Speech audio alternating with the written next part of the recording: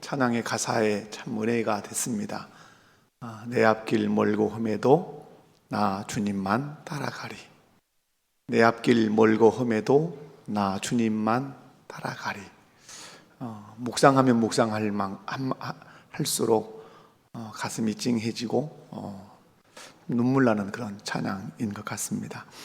오늘 본문 말씀을 중심으로 해서 진정한 표적을 보는 눈이라는 제목으로 말씀을 증거하겠습니다. 우리 7교구 가족들 말씀을 통해서 은혜 받으시고 또 함께한 우리 모든 성도들, 또 가정에서 또 영상으로 예배하는 모든 성도들에게도 말씀을 통한 은혜가 있기 원하고 또 그 은혜 받아서 하나님 앞에 온전한 헌신자로 설 수 있기를 바랍니다. 오늘 본문은 아니지만 지난 시간에 읽었던 본문을 포함해서 말씀을 좀 전하고 싶습니다. 27절, 28절 말씀인데요. 예수님께서 이제 귀신 들린 자를 쫓아내시고 그리고 내가 진정한 하나님 나라 왕이신 것을 선포할 때 한 여인이 외치죠. 당신을 뵌 태와 당신을 젖먹였던 그 사람이 복이 있는 사람입니다. 이렇게 얘기할 때 예수님께서 아니, 오히려 더 복이 있는 사람이 있다. 그것 하나님의 말씀을 듣고 하나님 말씀에 순종하는 사람이다. 이렇게 말씀합니다. 그래서 첫 번째 오늘 볼 수 있는 말씀은 말씀을 듣고 순종하는 일에 헌신하라입니다. 28절, 29절 말씀을 제가 이제 설명을 드렸는데 예수님께서 진정 복 있는 사람은 어떤 일을 한다는 것보다 더 중요한 것이 하나님의 말씀을 잘 듣고 그 말씀에 또박또박 순종해 가는 그 사람이 진실로 복 있는 사람이다. 이렇게 얘기합니다. 여러분, 예수님을 잉태하신 분이 누굽니까? 마리아죠.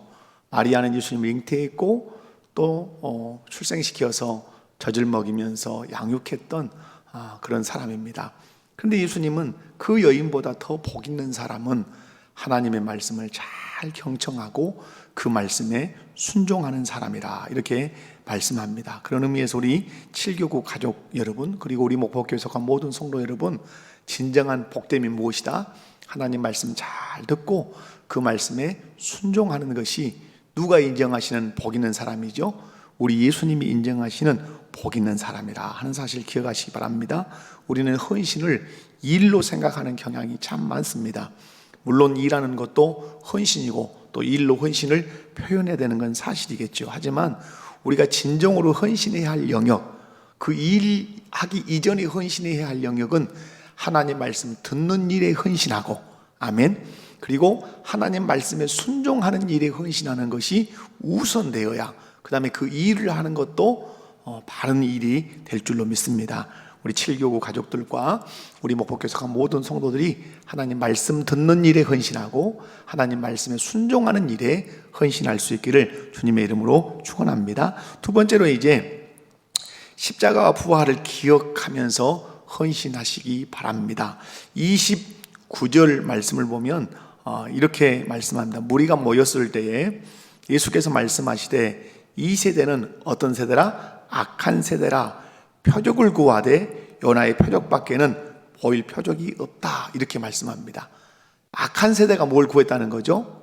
표적, 어떤 기적. 근데 어디로부터 오는 기적이냐면 하늘로부터 오는 표적을 구했어요. 당신이 메시아라면 지금 하늘로부터 내려오는 표적을 한번 보여봐라. 재밌는 것은 예수님 지난 날에 쭉 걸어오시면서 많은 표적을 행하셨어요. 기적을 행하셨어요. 누가복음 보면 금방까지도 귀신을 쫓아내시면서 표적을 보이셨어요. 그런데 악한 세대가 예수님을 시험하기 위해서 당신이 메시아라면 하늘로부터 오는 표적을 한번 보여봐라. 여기에는 배경적인 의미도 있다 그래요. 그 표적을 어떤 사람들은 로마를 한번 물리쳐봐라. 이런 표적도 요구했다는 얘기도 합니다. 이렇든 저렇든지 간에 표적을 요구할 때 예수님께서 그래 내가 보여줄게, 보여줄 수 있어, 충분히 보여줄 수 있는 분이거든요. 그런데 그런 표적을 딱 거절하십니다. 거절하시고 어떻게 말씀하죠?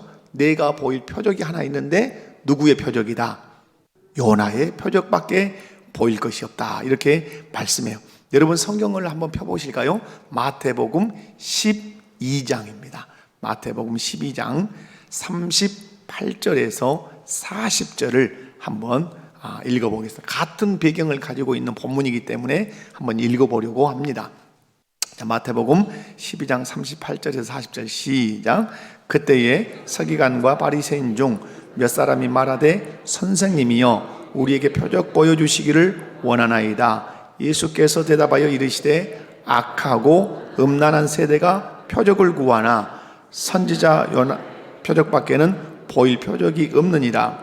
요나가 밤낮 사흘 동안 큰 물고기 뱃속에 있었던 것 같이 인자도 밤낮 사흘 동안 땅속에 있으리라. 아멘. 제가 이 본문을 읽은 것은 오늘 누가복음 11장에서 우리가 읽었던 표적과 좀 보충 설명이 되기 때문에 그렇습니다. 예수님께 표적을 요구할 때 내가 보일 표적은 요나의 표적밖에 없다. 여기서 요나의 표적은 어떤 표적이죠? 요나가 물고기 뱃속에 들어가서 며칠?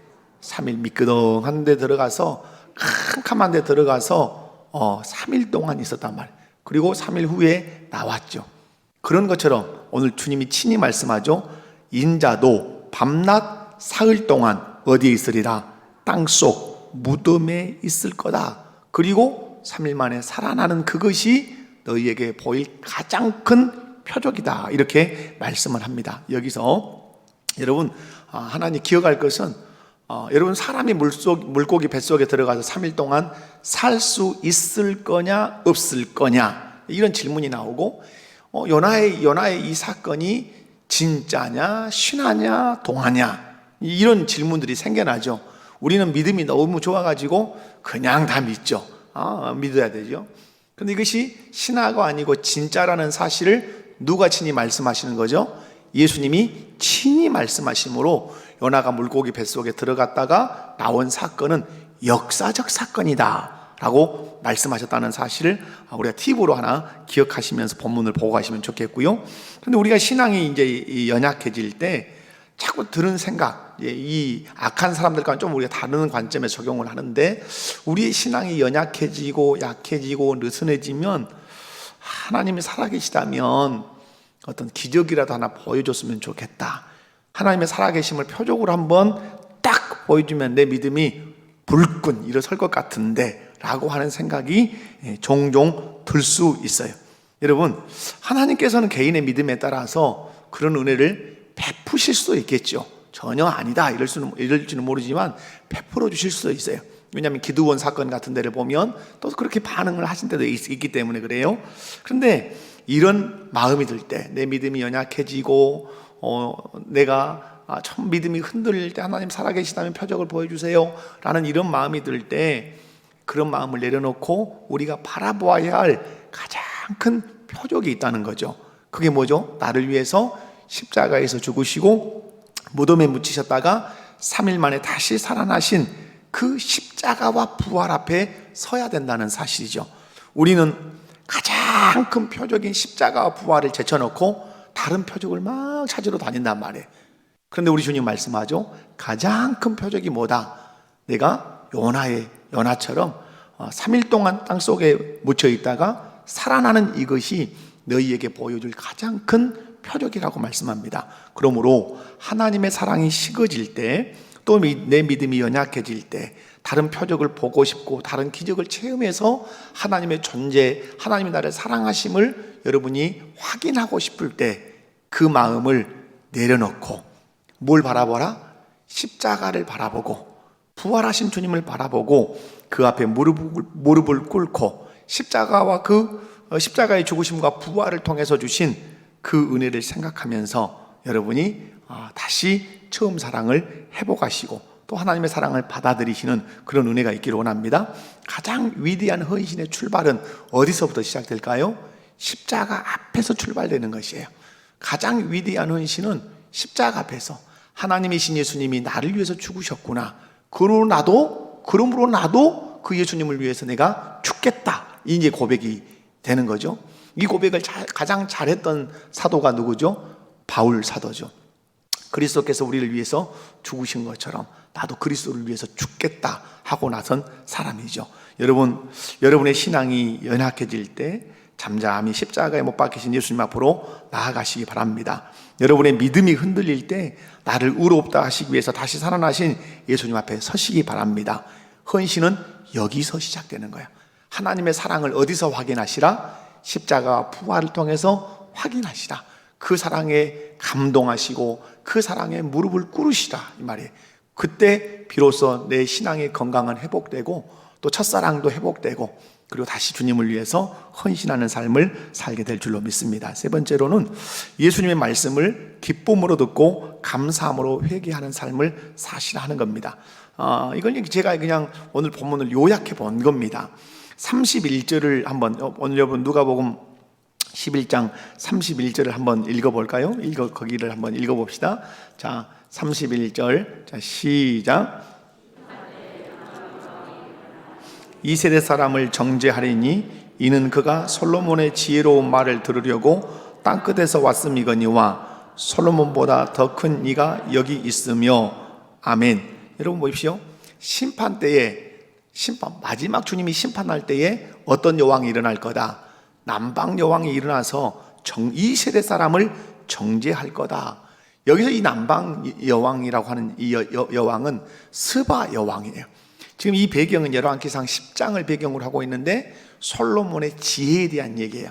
솔로몬의 지혜가 온 세상에 퍼지게 된 획기적인 사건이 있었죠. 애기 깔아 죽인 사람이 남의 얘기 뺏어가지고 내 얘기, 그러니까 생모가 기가 막히고 코가 막히고 팔딱 죽을 것 같으니까 고소를 한 거죠. 내 아기 찾아달라고. 지금처럼 유전자를 검색할 수 있는 것도 아니잖아요. 그때 솔로몬이 큰 칼을 가지고 와서 살아있는 아기를 탁 위에 넣고 반으로 나누라 그런단 말이에요. 그때 생모가 아닌 사람은 나누십시오 그런단 말이에요. 그러나 생모는 어째요? 그 칼 앞에 서서 안 된다고 막는 거죠. 차라리 저 여인에게 주십시오. 그때 솔로몬이 얘기하죠. 생모가 이 사람이다. 그 지혜가 이제 소문이 나기 시작한, 그 지혜를 누가 주신 지혜라고 확인하는 사건이에요. 하나님 주신 사건으로. 그런데 이 스바는 이스라엘로 얘기하면 아주 땅끝에 있는 그런 지역이에요. 그런데 거기서 금은보화를 싣고 솔로몬의 무엇 하나 듣자고, 그 지혜로운 이야기를 좀 듣자고, 질문할 때 답을 듣는 그 지혜를 듣자고 거기서 온 거예요. 그런데 여러분, 예수님 말씀이에요. 솔로몬보다 더 큰 이가 너희 곁에 있다. 그러므로 솔로몬보다 훨씬 지혜로운 이야기들을 내가 너희들에게 들려주고 있는데 너희들은 나를 받아들이지 않고 있다. 그러므로 마지막 심판의 때에 누가 너희를 정죄할 거다? 나보다 연약했던 솔로몬의 지혜를 들었던, 그 지혜를 사모했던, 그리고 그 지혜를 통해서 하나님을 알게 되었던 그 스바 여왕이 이 세대의 악함을 정죄할 거다. 여기서도 우리가 팁이 있겠죠. 스바 여왕이 올라온 이 사건은 예수님이 친히 인용하신 것으로 보아 역사적인 사건이었다. 실제로 있었던 사건이었다 하는 것이고, 솔로몬의 지혜 또한 남들이 만들어낸 얘기가 아니라 솔로몬이 진실로 지혜로운 왕이었다 하는 것도 우리가 여기서 알 수가 있겠습니다. 여러분, 솔로몬보다 더 크신 그 예수님께 우리가 옆에 있는 사람들이 하늘의 지혜를 듣고 구원의 지혜를 아무런 대가 없이 듣는단 말이에요. 스바 여왕은 솔로몬에게 그 지혜를 듣기 위해서 어마어마한 금은보화를 싣고 와서 들을 수 있었단 말이에요. 근데 예수님은 아무런 대가 없이 하늘의 지혜와 구원의 지혜와 이것들을 막 쏟아서 부어주시는데도 불구하고 도리어 이 악한 세대가 표적을 구할 때 주님 말씀하죠. 스바 여왕이 마지막에 일어나서 너희가 얼마나 악한지를 그 여왕이 너희를 정죄할 거다. 자, 32절로 한번 읽어봅니다. 여러분 32절을 다 같이 한번 읽겠습니다. 시작. 심판 때에 니느웨 사람들이 일어나 이 세대 사람들을 정죄하리니 이는 그들이 요나의 전도를 듣고 회개하였음이거니와 요나보다 더 큰 이가 여기 있느니라. 아멘. 요나서 얘기죠. 요나가 니느웨 성에 들어가서 뭐라고 외쳤어요? 40일 후면 이 성이 망합니다 라고 외쳤단 말이에요. 그걸 외치니까 이게 타전이 되기 시작해서 누구의 기회까지 들어갔냐면 아수르 왕의 기회까지 들어가는 거예요. 아수르 왕이 들어보니까 이스라엘의 선지자가 왔는데 40일 후면 우리 성이 하나님의 진노를 받아서 망한다 그러니까 깨달아진 거예요. 우리 안에 뭐가 많구나. 죄가 너무너무 그 죄로 우리가 심판받구나. 그래서 명을 내린 거죠.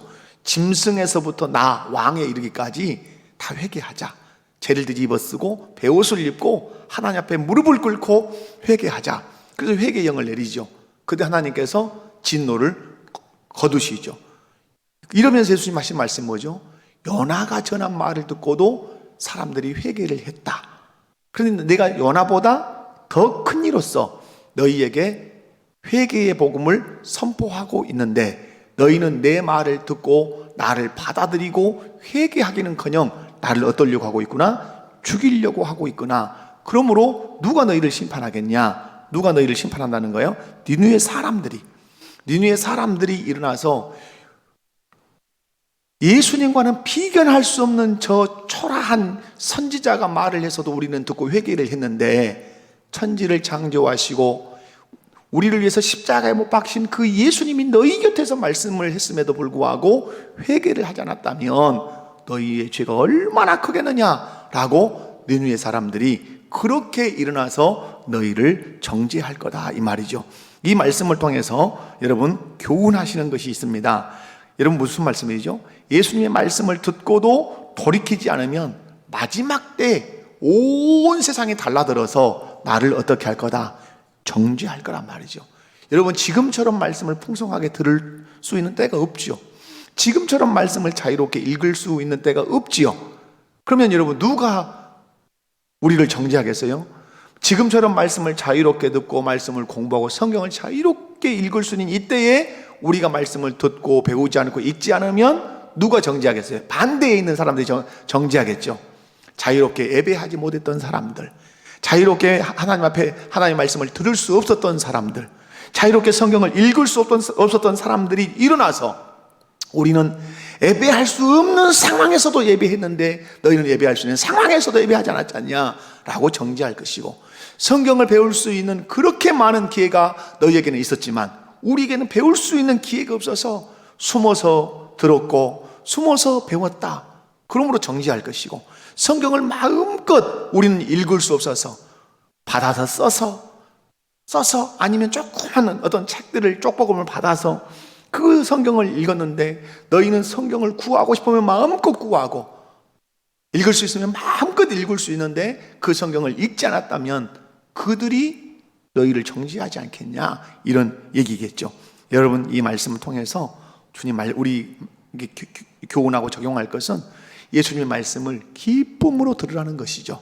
아멘. 예수님 말씀을 기쁨으로 단마음으로 들으라는 것이죠. 그리고 그 말씀이 나를 책망하고 내 죄를 지적할 때는 니느웨 백성들이 죄를 뒤집어쓰고 하나님 앞에 회개했던 것처럼 그보다 더한 마음과 자세로 주님 앞에 회개하라는 것이죠. 그러면 정죄받는 것이 아니라 용서받고 주님의 크신 사죄의 은총을 누리며 살 수 있다고 하는 사실이죠. 그래서 이 말씀 통해서 하시는 거죠. 마지막 날에 어떠하지 마라. 정죄받지 마라. 정죄받지 않으려면 네가 전하는 말씀을 감사로 받고 회개할 것이 있으면 언제든지 십자가의 보혈을 의지하고 회개해서 용서의 은혜를 입는 삶을 늘 살아라. 그것이 진정으로 복된 삶이라고 말씀합니다. 우리 7교구 또 우리 목포교회 속한 모든 성도들이 말씀을 들을 수 있는 기회에 마음껏 듣고 감사로 듣고 그 말씀이 내 심령을 훅 찌르면 주여 내가 죄인입니다, 나를 용서해 주세요 하고 눈물로 기도하고 회개해서 새로워지는 그런 삶을 여러분 꼭 사시기 바랍니다. 마지막 한 가지 더 살피면 영혼의 눈이 밝아야 바르게 헌신할 수 있다는 겁니다. 오늘 여러분 33절 말씀을 한번 읽어볼까요? 11장 33절 한번 읽어봅니다. 시작.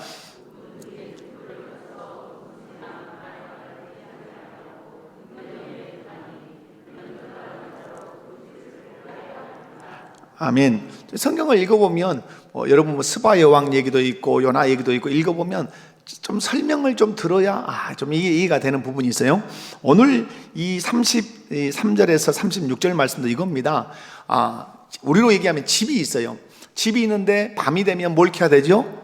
등불을 켜야 되죠. 근데 등불을 켜서 차마 밑에 걸어 놓아야 되죠. 우리식으로 얘기하면. 그런데 정신이 조금 왔다 갔다 하신 분이 그것을 그냥 어디 대박에다가 덮어 놓으면 돼요, 안 돼요? 안 되죠. 등불을 켜놓은 이유는 집으로 들어오는 사람이 바르게 거침없이 집으로 들락날락 하도록 등불을 켜놓는다고 하는 사실이죠. 그런데 너희에게도 뭐가 있다는 거죠? 등불이 있다는 거죠. 너희에게 등불은 뭐예요? 너희 몸의 무엇이라? 너희 몸의 눈이라. 이 눈이 밝아야 넘어지지 않고 거치지 않고 잘 통행할 수 있다. 근데 이 눈이 육신의 눈이 아니라 무슨 눈이라? 너희의 영혼의 눈이라.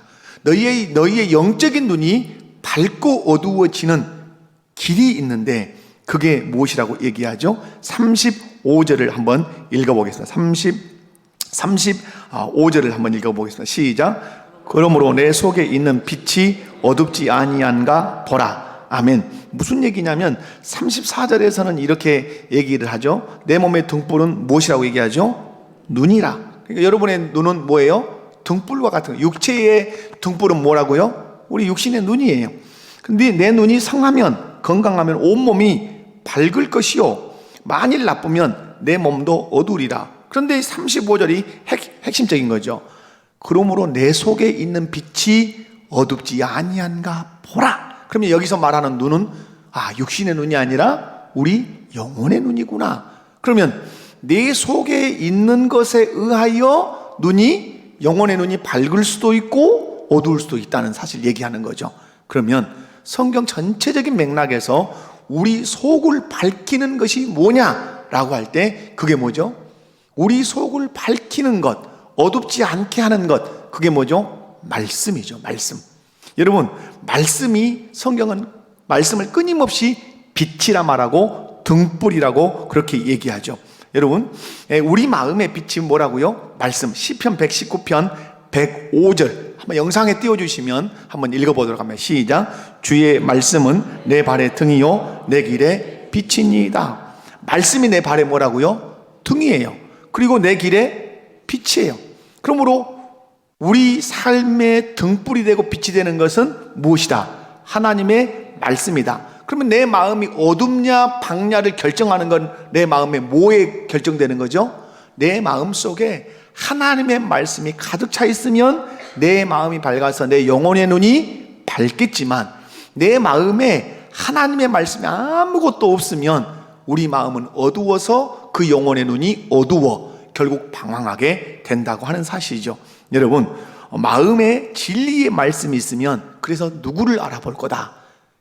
여러분, 이게 연결이 되는 거예요. 제가 설교 제목을 그렇게 정해서 통합해서 마음에 진리의 말씀이 있으면 어디가 밝죠? 내 영혼의 눈이 밝아요. 그래서 볼 것을 바르게 보고 알 것을 잘 알아요. 내 마음에 하나님의 말씀의 빛이 있으면 누구를 알아본다는 얘기죠? 예수님을 알아본다는 얘기예요. 아멘이십니까? 그러나 내 마음에 말씀의 빛이 없으면 예수님이 아무리 앞에서 걸어 다니시고 천국 복음을 선포하시고 기적을 행하셔도 그 예수님을 자신의 구주로 받아들이지 않아요. 왜? 알아보지 못하니까. 그래서 알아보지 못한다는 얘기를 자꾸 하시죠. 요한복음 말씀에도 그러시죠. 마태복음에 그러시죠. 예수님이 하나님 나라 왕으로 이 땅에 오셨음에도 불구하고 그들이 그 자기 백성이 자기 왕을 받아들이지 않았다. 이렇게. 왜 그렇습니까? 그들의 마음이 어두웠기 때문에 그렇죠. 여러분, 그러므로 바른 헌신의 삶을 살려면 우리 마음에 무엇이 가득 차 있어야 돼요? 하나님의 말씀이 가득 차 있어서 우리의 영의 눈을 밝혀야 돼요. 그래야 우리가 질서 있는 삶을 살고 우리가 방황하지 않는 삶을 살 수 있고 신앙생활을 바르게 할 수 있어요. 열심히 한다는 것이 중요한 게 아니에요. 열심히 하는 것이 중요한 것이 아니라 내 마음에 말씀의 빛이 가득 차서 주님을 알아보고 주님이 원하시는 것이 무엇인지를 깨닫고 그 길로 걸어서 열심을 내는 것이 바른 열심이고 좋은 열매를 맺는 열심이라 하는 사실입니다. 말씀을 맺겠습니다. 말씀을 듣고 여러분 순종하고 헌신하십시오. 말씀을 듣는 일에 헌신하시고 말씀에 순종하는 일에 꼭 헌신하시기 바라고, 여러분이 하나님 앞에 사랑이 식어지는 듯 하고 믿음이 흔들흔들 하는 것 같으면 하나님 기적 보여주세요 그러기보다 최고의 표적이 되고 기적이 되는 십자가와 부활 앞에 딱 무릎을 꿇고 서서 십자가를 바라보십시오. 십자가처럼 큰 사랑이 어디가 있겠습니까? 여러분, 그 십자가를 바라보시면 주님 그 사랑 때문에 눈물을 흘리고 두 주먹 푹 끈지고 다시 헌신의 자리로 가게 될 것이고, 여러분 예수님의 말씀을 기쁨으로 듣고 또 그 말씀이 내 마음을 찌를 때는 감사함으로 회개하시기 바랍니다. 그것이 나를 새롭게 하는 것이에요. 그것이 내 신앙을 바른 길로 이끌고 가는 것이죠. 그리고 영혼의 눈이 밝아야 바르게 헌신하죠. 그 영혼의 눈을 밝힐 수 있는 것은 뭐예요? 내 마음에 무엇이 가득해야 된다? 진리의 말씀이 가득하면 예수님도 알아보고 예수님이 원하시는 바른 삶도 살게 된다. 우리 7교구 이 말씀 붙들고 화이팅 하시고, 우리 목포교회 모든 성도들 또 가정에서 영상으로 한 10명 이렇게 보시는가 봐요. 가정에서 10명, 14, 5가정 이렇게 보시는 이 가정들에도 화이팅 합니다. 그리고 정말로 말씀에 붙들려서 예수님 사랑 기억하고 바르게 헌신해서 하나님께 영광을 돌리시기 바랍니다. 자비로우신 아버지 하나님, 감사합니다. 오늘 말씀 안에서 참된 것들을 깨달아 가게 하시고, 주님이 나에게 주신 말씀 붙들고 오늘 또 승리하게 하옵소서. 7교구 참 어느 교구보다 어느 구역보다 연세층이 높은 분들이 계십니다. 그러나 귀하고 귀한 분들입니다. 저들의 피땀 흘린 헌신을 통해서 주님이 교회를 세워주셨고 저들의 은택을 젊은이들이 입고 있습니다. 이 바톤을 이어받는 젊은 세대들이 불같이 일어나게 하옵소서. 거룩하신 예수님의 이름으로 기도하옵나이다. 아멘.